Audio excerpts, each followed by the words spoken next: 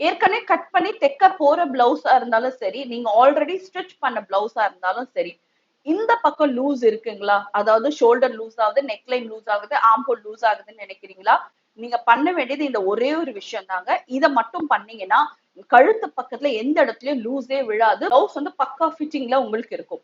So இந்த video பிடிச்சிருந்தாலும் இந்த மாதிரி வீடியோஸ் நல்லா இருக்கு, இந்த மாதிரி இன்ஃபர்மேட்டிவான வீடியோஸ் வேணும்னு நினைச்சீங்கன்னா கீழே இருக்க சப்ஸ்கிரைப் பட்டன் மறக்காம கிளிக் பண்ணுங்க. அதே மாதிரி லைக் பட்டனையும் கிளிக் பண்ணிடுங்க. ரொம்ப சிம்பிளான ட்ரிக் தான், கண்டிப்பா அதை எல்லாருமே ஃபாலோ பண்ணுங்க. ஸோ இப்ப பாத்தீங்கன்னா இதுதான் நம்மளோட ஃப்ரண்ட் பார்ட். இப்ப இந்த ஃப்ரண்ட் பார்ட்ல ஆல்ரெடி நீங்க கட் பண்ணி வச்சிருந்த பிளவுஸா இருந்தாலும் சரி, ஸோ உங்களோட பிளவுஸே இந்த மாதிரி லூஸ் வருதுன்னா நீங்க பண்ண வேண்டியது, இது நம்மளோட நெக்லைன் பார்ட், இது நம்மளோட ஆர்ம் ஹோல் பார்ட். நெக்லைன் பார்ட்ல இருந்து இந்த இடத்துல ஒரு 0.5, அதாவது அரை இன்ச் உள்ள பக்கமா மார்க் பண்ணிடுங்க.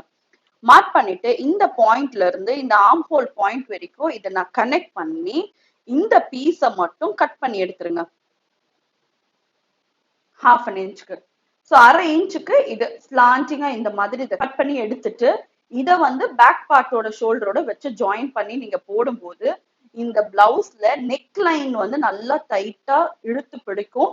அதே மாதிரி ஒன்ஸ் வந்து நெக் லைன் வந்து நல்லா டைட்டா ஃபிட்டிங்கா ஆயிடுச்சுன்னா உங்களுக்கு வந்து இந்த ஆர்ம் ஹோல் பக்கத்துல வர லூஸ், ஷோல்டர்ல வர லூஸ், இது ரெண்டுமே வந்து ஸ்டாப் ஆயிடும்.